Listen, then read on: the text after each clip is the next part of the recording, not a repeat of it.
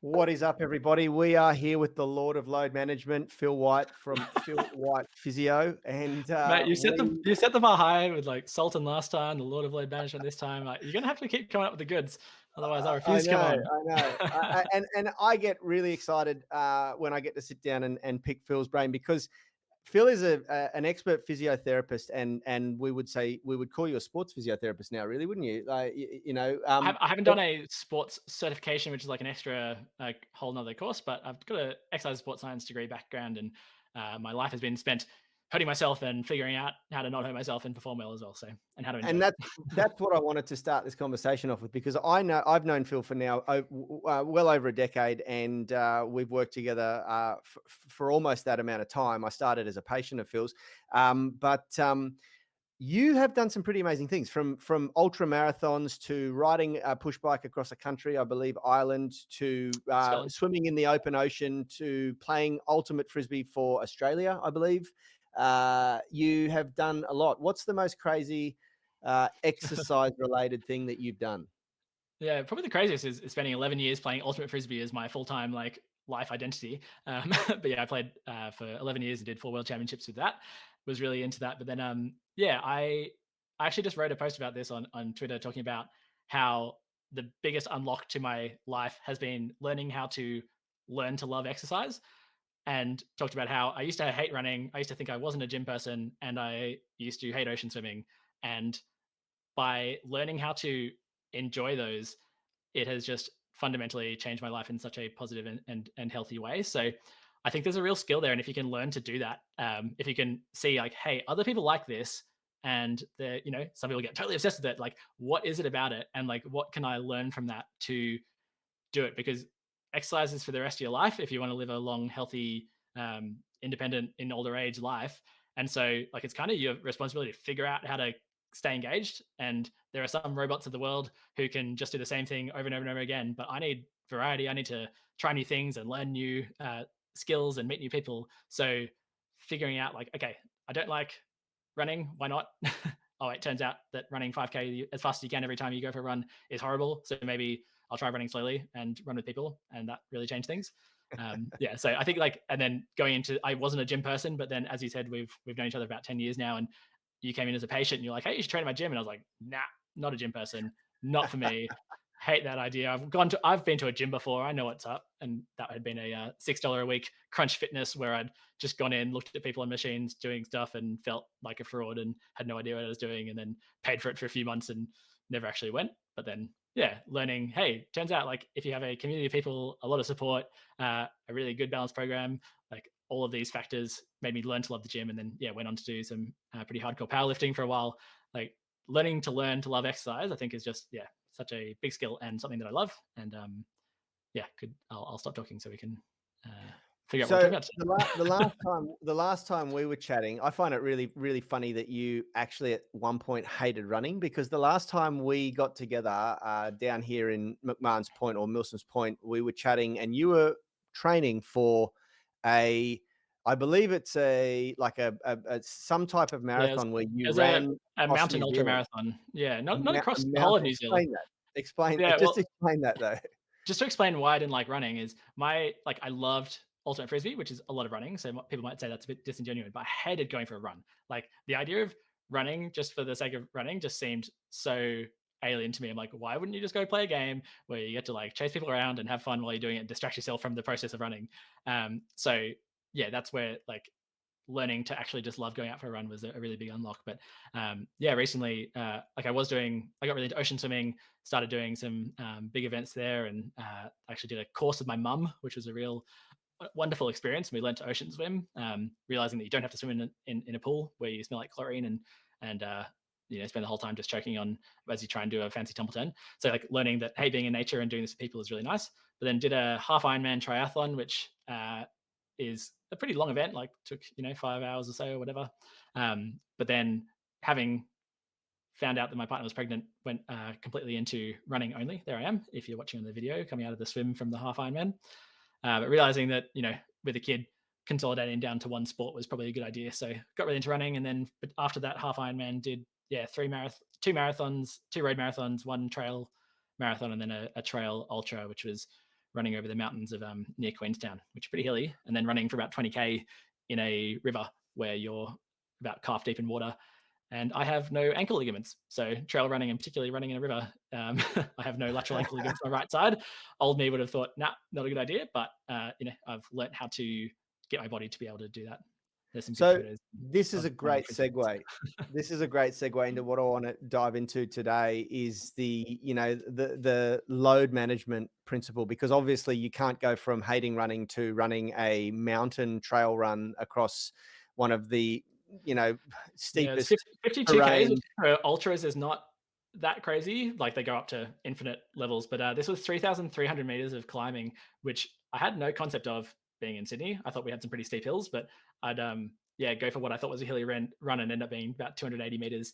And this was 3,300, which was pretty hectic. So yeah, it was definitely a full on experience.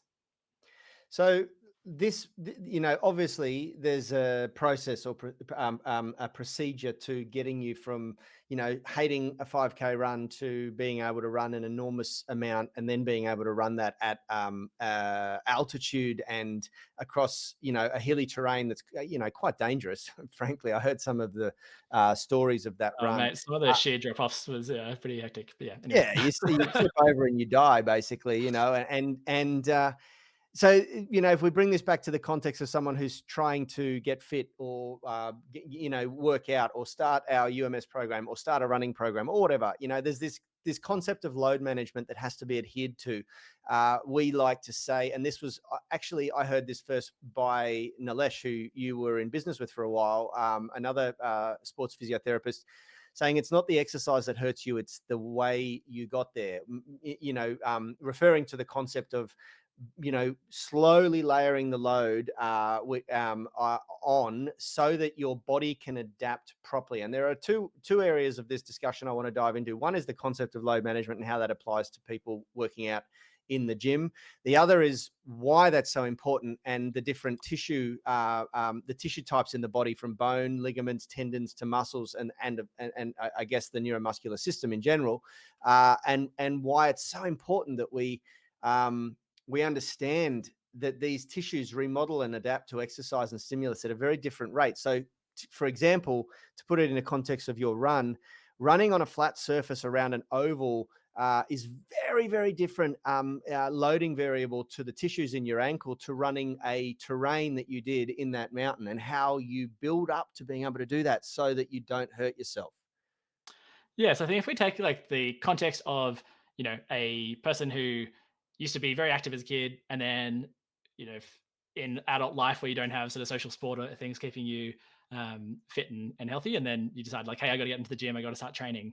Like the context for exercise there and the approach that people take is often informed by what you did as a kid, where it's like you could just do anything. You could play like multiple sports a day and play different sports in the weekend, and you'd just be running around. You'd have heaps of movement variability all day. You'd be doing all sorts of different stuff, and so you could just like try stuff and go hard. And you might end up tired and a bit sore, or you might have some acute injuries, but like you generally it would be fine. Whereas then people apply that to adult life and then think that the only way to get started in training is like go super hard, give it everything, make a really big change early. Which if you can get that change and survive it, very motivating, great. But so often it happens that you've had so little movement variability in your adult life because you spend all day sitting in a desk or on a train or in a car, or on the couch when you get home. You've had so little exposure to loading because just of different types. So whether that's like strength loading or impact loading from running, like because we just don't have much movement variability like we did when we were kids running around. And so then anything you do is just such a big shock to the system, and your tissues have adapted to sort of a more a sedentary life. Or even for active people, like just the specificity of adaptation is so different, where you can do calf raises till the cow comes home as a bodybuilder, and you try and go for a run and your calves are going to be pretty cooked because you haven't had that specific type of adaptation. So it's really important to realize that like going too much too soon is just the biggest mistake that people make, and it can really turn people off exercise and be so demoralizing and lead to injuries. So that I would be actually had a where I'd start. a, a very recent anecdotal experience with that, where I grew up, and the sport that I played the most or participated in the most as a teenager or into early adult was boxing. And I really took it for granted how doing that for, on and off for about 16 to 17 years had conditioned my body to be able to handle it. And so recently, when I sort of got a bit older and I had a couple of injuries that make it hard for me to run or do participate in sport now for much more than like a little, 5K run once or twice a week, because I've had knee reconstructive surgery and a few other things. I thought, oh, I'm going to go back and box, because that I remember is the most intense cardio that I could really expose myself to. And I just wanted to do it and I enjoy it and whatever else. And I jumped back into the gym. And the very first workout I did, I hit the heavy bag and hurt my wrist so badly that I was just like, how the hell did I ever used to do this? I'd lost all of that conditioning in my hands. And I've had to now, I wasn't able to do anything for about 3 or 4 months because it was such an acute injury that really, really bothered me for a while. And now I've gone back and I literally had to go, put a cap on it about 40% of my strength, and just slowly work up to, after now about 4 or 5 months, I'm almost able to hit the punching bags as hard as I want to, and not experiencing problems in my hands, and it's really quite remarkable how this the body conditions itself. And I would say so.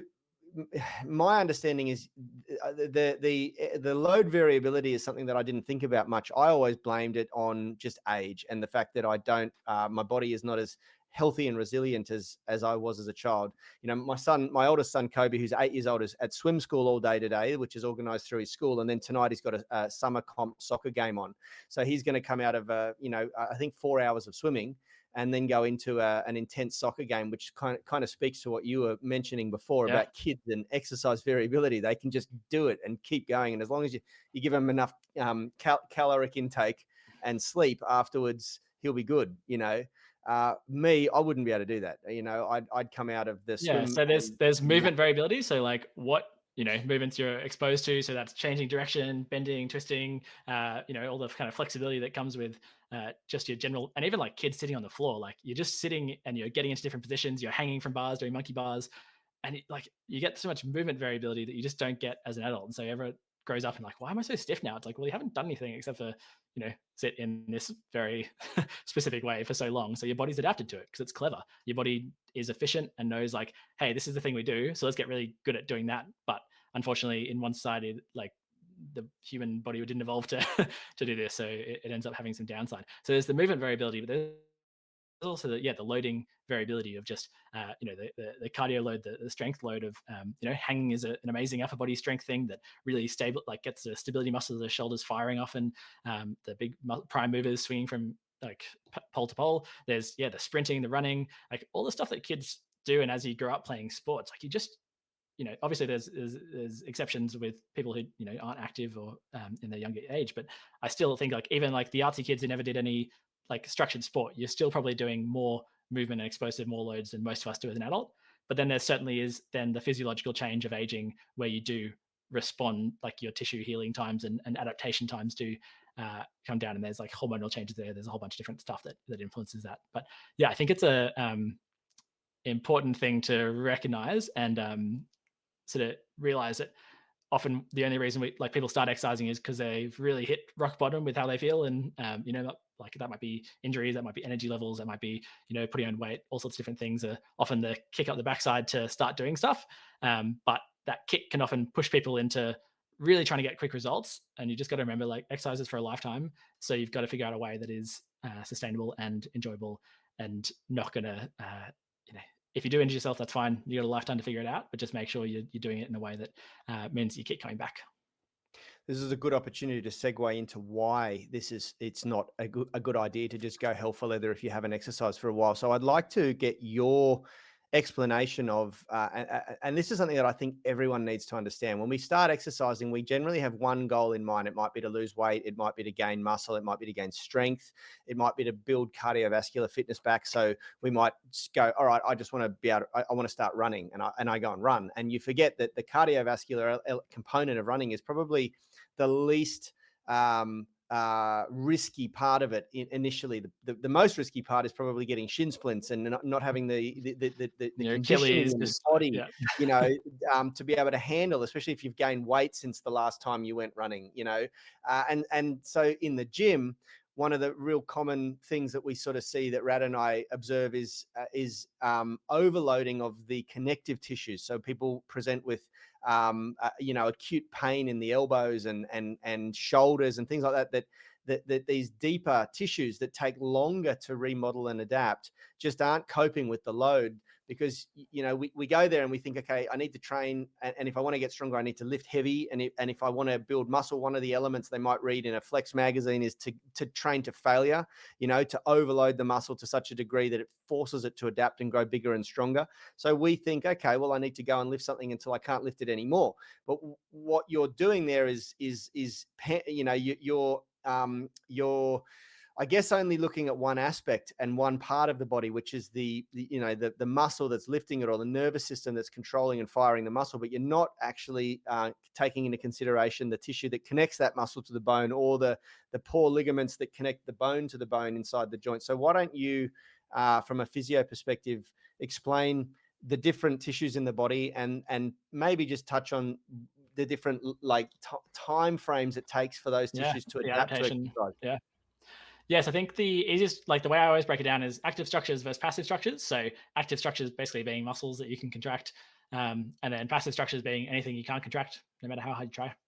Can't contract your bones. So you've got your muscles, and they adapt really quickly. So the interesting thing about that, and I actually just wrote an article on this about how when I did my sports science degree, we were doing a subject called muscle mechanics, looking at how muscle and strength happens, and did a practical experiment as part of that where we had to do a bicep curl test on either arm. My results were very low on that. But then we had to do 6 weeks of 3 days a week of bicep curls with progressive overload principles, trying to make it heavier and heavier as we go. And then we only were allowed to train the weaker arm. So for right hander, I trained my left, and you were really encouraged to not do any training on the right side, even in other exercises at the time. And then by the end of it, you would retest both arms and see the change. And so obviously the left arm got stronger, which is as people would expect. But the really interesting thing is that the right arm also got stronger. So you've basically neglected this muscle for this whole 6 week block, yet it still got stronger. So the way that you explain that is that the quickest part of strength adaptation is actually your nervous system being able to activate the motor units, and a motor unit is a collection of muscle fibers, and get the like a higher level of neural drive, which is basically the signal from your brain that then is turning on the motor units in your muscles. So if we think about a experience of there's always like those stories of like a mother picking up a car off their child in a crazy situation where they just did this like extreme strength, and that's because you've got all this dormant strength there because your body is super efficient at knowing how to protect the body and have a kind of resource allocation that is efficient. So you've got all these type 1 muscle fibers, which are your kind of classic endurance, mostly from like for long hold duration sort of stuff. So your calf muscles, where you're standing all day, they're mostly sort of type 1, or your soleus specifically, one of your calf muscles is a real long hold type 1 muscle fiber dominant muscle. But then you've also got your type 2, or type 2A and B, which are these, or type 2X, which are these different muscle fibers, which are more of your fast twitch. So the type 1 often called slow twitch, the type 2 is called fast twitch. And basically the way that a motor unit works, like the motor units in your muscles work, is that you've got the smallest ones that need the least neural drive to activate, mostly type 1. And then it gets like kind of this J curve of motor units where it's like harder and harder to tap into those higher levels, those largest motor units where you can get the really explosive, amazing strength, because your body doesn't want to spend the resources on it. And also, if you really tap into the like mother picking a car off a baby kind of ones, you're likely to do damage to the rest of your body. So the training for 6 weeks doing bicep curls in the other arm, you get a bilateral effect of neural drive to both arms, sorry, and that exposure to increased neural drive makes the other side stronger because you're able to tap into the motor units that are already there. So why that's important, to circle back to your question about tissue adaptation, is like you haven't actually got any muscular hypertrophy in that time. It takes about 6 weeks for that engine to start ramping up and for the muscle hypertrophy, being the muscular fiber size, to actually increase. So usually doesn't really happen until about 6 weeks. So what's happening there to get stronger is you're just activating the motor units you already have. So in the context of coming to the gym and training for the first time, like you get these amazing beginner gains where you're just like getting stronger and stronger every time, and you're like, sweet, yeah, I'm pushing. And then it takes 6 weeks for your muscles to actually adapt. And the muscles, like from the fiber perspective, are actually then the fastest adapters of the rest of your body. So those passive structures, so the ones you can't contract, your bones, ligaments, joint capsules, fascia, all that stuff, like that takes even longer.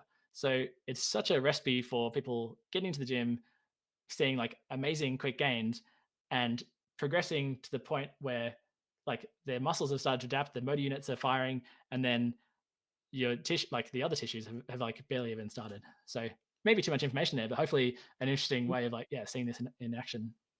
No, it's good, and the image that Rad just brought up there, which is quite interesting because quite interesting because there's even a difference between the sort of stability muscles, some of the deeper tissue muscles like the rotator cuff that I was working out there, Mm. in comparison to the bigger phasic muscles that get the majority of blood flow, like the pecs.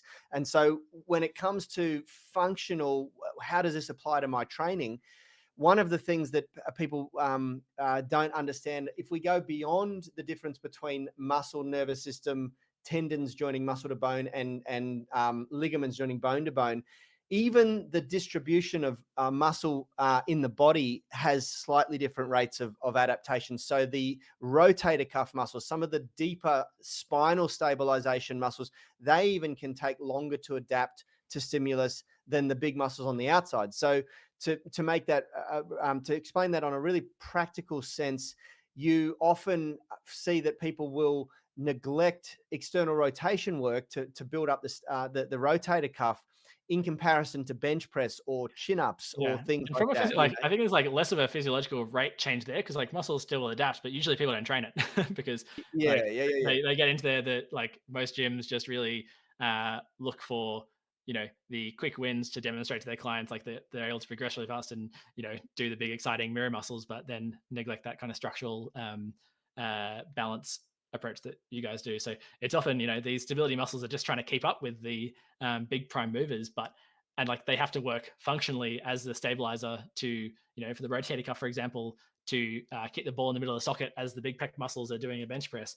But so they're having to work functionally there, but they don't get the kind of isolated training that actually then speeds up the adaptation and strength to then mean that in the functional role they're strong enough to do it. So yeah, it's a, I think partly mostly like a less of a physiological reason and more of a behavioral reason why, yeah, because gyms don't do it or programs Yeah, don't do it. yeah, yeah. That makes a lot of sense. But So often they are sort of more your type 1 fibers as opposed to the big pushing muscles or the big pulling muscles or the you know, explosive quad muscles. Like they often have a higher distribution of the type 2 powerful fibers as well. So there is that kind of change in how yeah, in there as well. so you need more volume and less intensity to build them up and build their strength. Yeah, I mean, there's all sorts of different ways you can build it up, but typically you want to like train things in their sort of like isolated, but still in their functional way. So I'd often go for more of your, uh, you know, like muscular endurance, so that you're for a stability muscle like the rotator cuff. So at the end of a long workout, you can still hold the ball in the middle of the socket because they don't need to do it super powerfully, but they need to do it for a long time. So getting that Yep. specificity there matters. Yep, yep, yep. That makes a lot of sense. And so, from a practical standpoint, how can the average gym? Let's just elaborate on how the average gym junkie or person who's working out can apply what we're talking about here and make it really useful. And for me, what I like to sort of remind myself and also remind our tribe on a regular basis is that you're not just lifting to develop the ability to push that barbell or squat that barbell or pull that barbell off the ground in a deadlift. You're also developing the ability to remain strong and stable in those movement patterns, to strengthen the deeper tissues, what did you call them before, the passive structures that you can't flex. You've got to be patient enough to allow those tissues to adapt to the stimulus as well Yeah, so just quick note on before. that is like the passive structures like your bones, your ligaments, your joints, like they have a much lower blood supply, and that's the reason why they do take longer to adapt is because they're not getting that like amazing rich blood flow that muscles, get the benefit of doing, and they're also not getting that kind of neural drive element of quick adaptation there as well. So the the stimulus, it just takes like longer and longer stimulus, but people often have like a passive structures get wear worn down mentality, which is probably a whole nother discussion of, I shouldn't run because it makes my knee cartilage break down. Whereas really like they do adapt to load, they do adapt to impact, but it's just that people often exceed the threshold and don't respect the tissue adaptation times, do too much too soon, and then get like the acute injury or the chronic injury because they haven't respected that tissue healing time.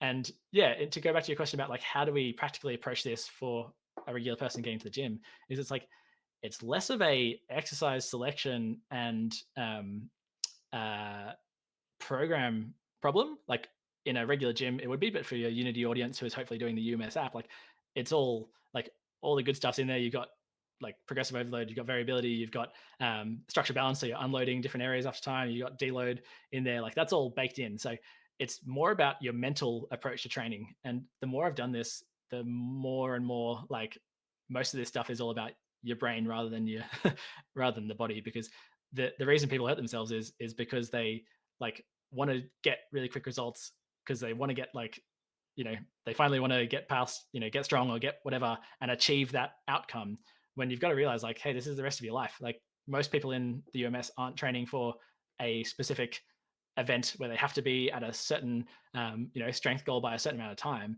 So you've just got to remember that like although results are satisfying, and I agree with the approach of like getting the motivation from seeing results is really key, but you just got to remember that the like real goal is to develop an exercise practice, and it doesn't have to be the same thing for the whole rest of your life, but develop something that is really sustainable and long term, and celebrate the progress you get from some of the other factors and just how heavy the weight you're lifting is. So how much like the keeping the promises to yourself that you showed up and you did the work, like celebrating the connections you made by interacting on the app, like all the just all of these other aspects that mean you stick with it and give your body the chance to adapt. Because as we said, like these, the tissue adaptation times for your passive structures, often that's more, instead of like a 6 week where muscles start to hypertrophy, like we're looking more at sort of 3 months for the more passive structures to really get like a structural change.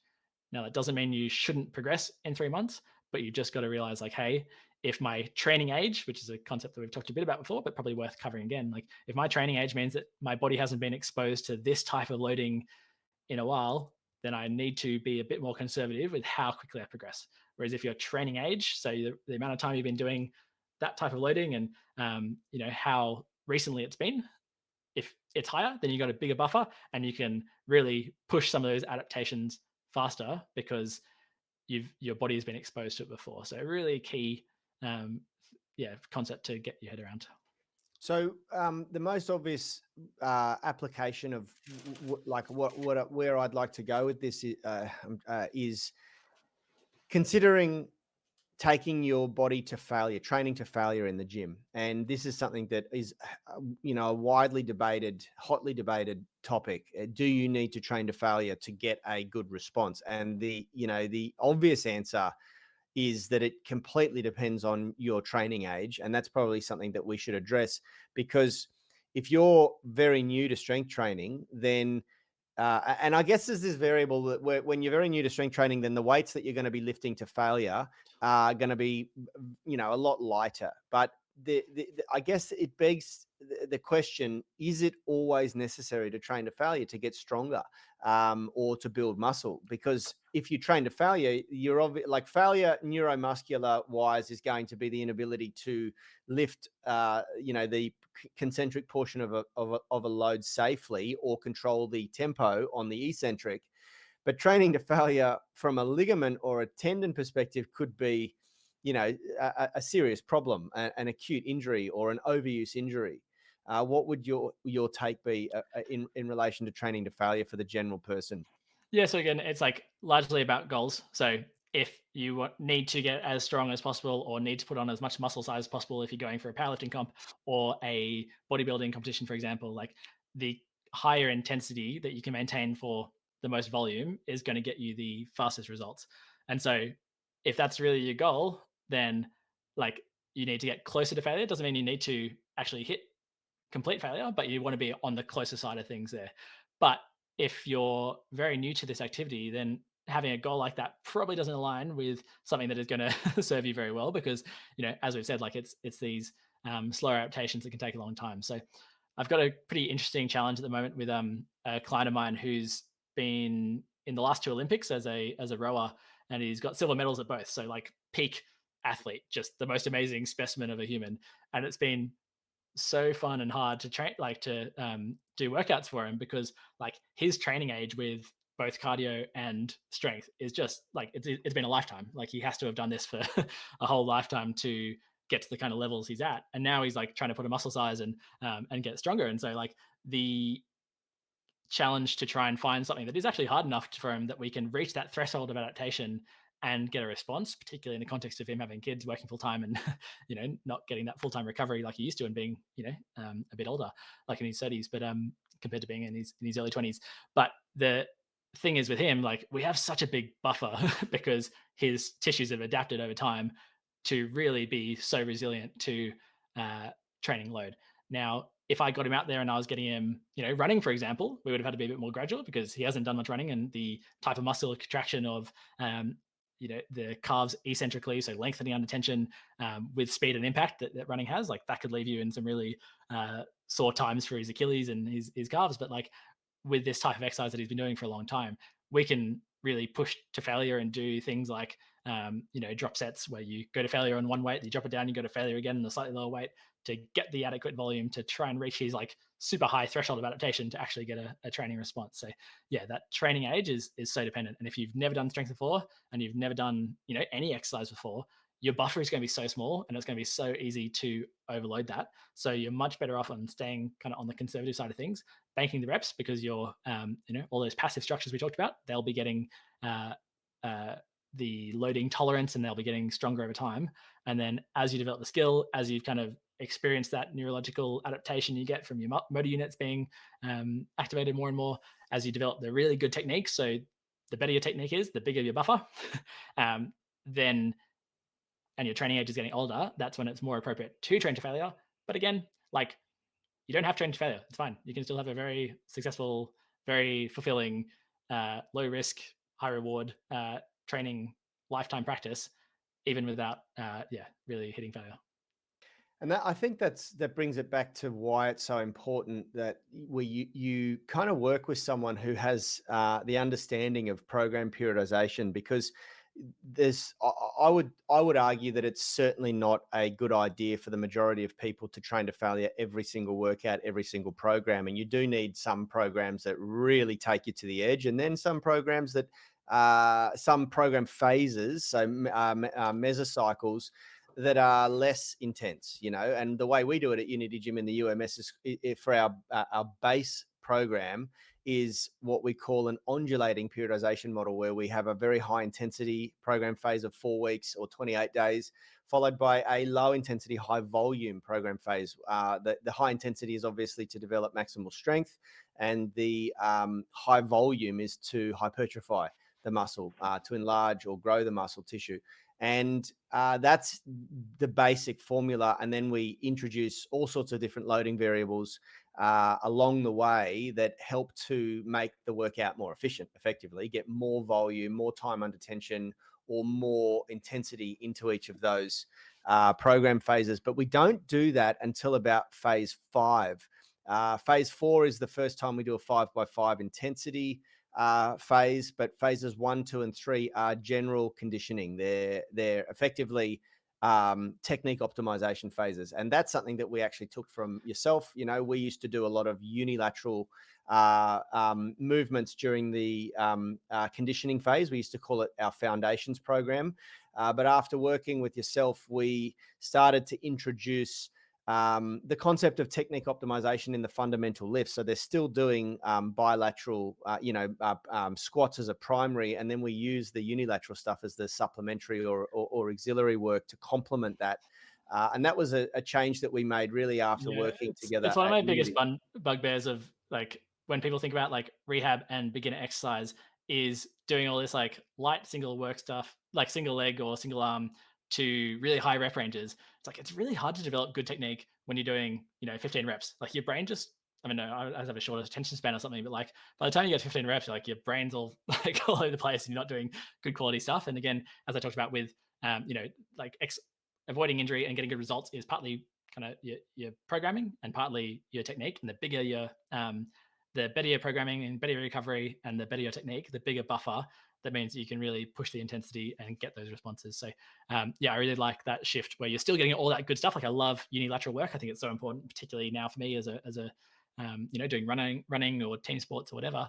Like having unilateral training in there is really important. But I think having that like good amount of time to develop the technique, that means that by the time you're 5 phases in, then you can really start to push the intensity. Is just such a brilliant way of doing it, and I love the way you got it.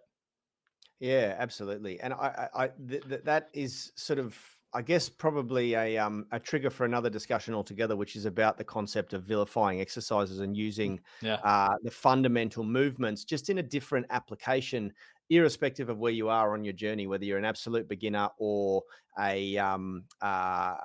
trying to overcome an injury or developing maximal strength for a powerlifting competition.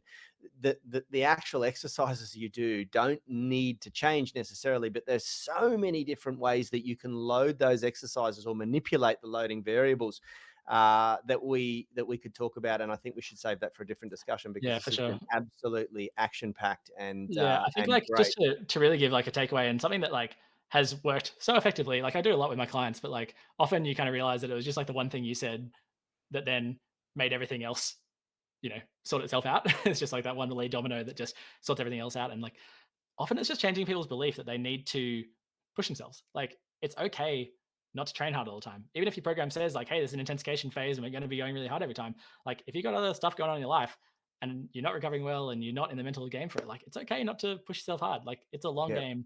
Unless you're yeah. working as a professional athlete or you're having to hit a certain goal by a certain time and you really like, your life depends on it. Like it's okay to not do the whole thing. So with all my clients, I give like a four level framework of like the zero, like level one, sorry, being like the minimum, which is more about like just keeping the promise to yourself that you'll exercise. So for me, I know that like if nothing else, I'll just do 10 reps of one exercise per day.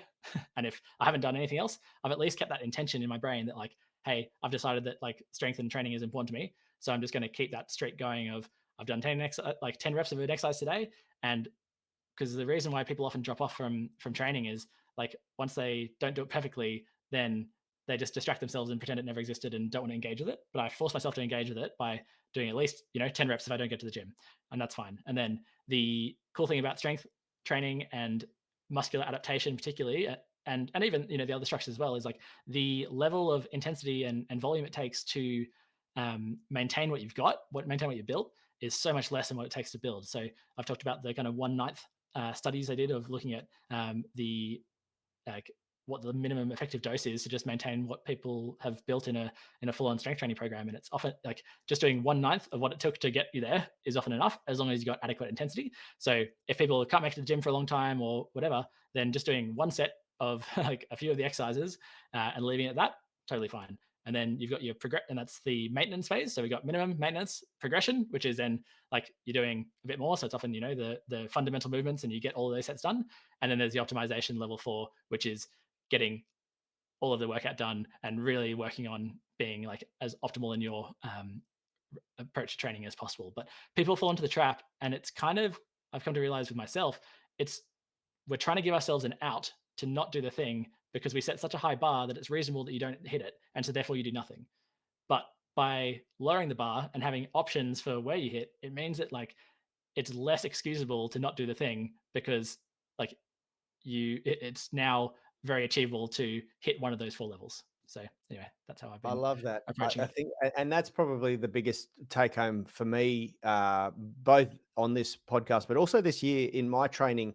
I've had all sorts of stuff going on in my life, and I have just not been able to hit new milestones in my strength development or my flexibility development. And I'm one of those people. I fall into that category of like I have a million reasons why I won't go to the gym, and I have had to just take it back and focus on the plethora of other adaptations that occur from turning up to the gym and getting a workout done, irrespective of if it's at your 80% or your 70% or your 60% level. And surprisingly, and I've adopted that all this year, and I've still really made some progress, irrespective of the Yeah, fact and that I I'm think not it's like maxing out.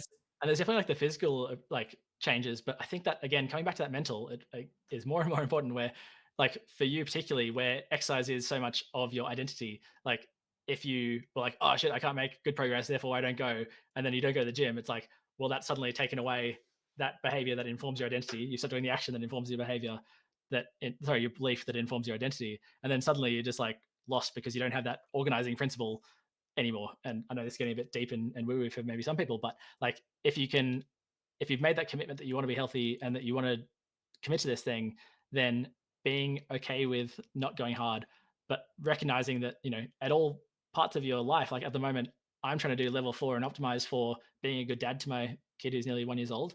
And I'm trying to be level 4 for building up my new business. And like in the past, I've been level 4 for exercise for a long time, but you can't be level 4 at everything in your life all the time. So I'm just going at like maintenance or minimum for exercise and feeling happy about it, because like that's such a win for me to maintain instead of dropping off entirely.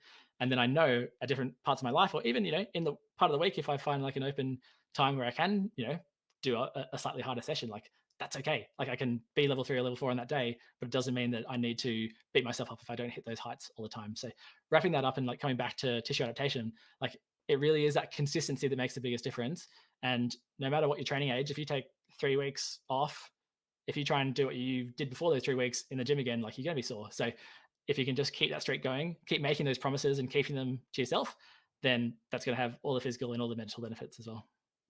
Yeah, I love that. And I love the way you've broken it down into 4 goals, Mm. maintenance, Yeah, so minimum progress. maintenance, progress, and optimization is what Yeah. I've come to, because yeah, it's like it's just been so important for my clients who like they work with me on this like 12-week block to try and really make a big difference to their training and their health and work towards events or just like build up a sustainable practice. And it's been so interesting, particularly with high achievers. Like they just put the bar so high that again it's like reasonable not to do anything because they're not hitting that bar, and they see themselves exceeding like hitting that bar in every other part of their life. Like, oh, I can't fail, like I can't be a failure in this element, so I won't do anything and just distract yourself out of it.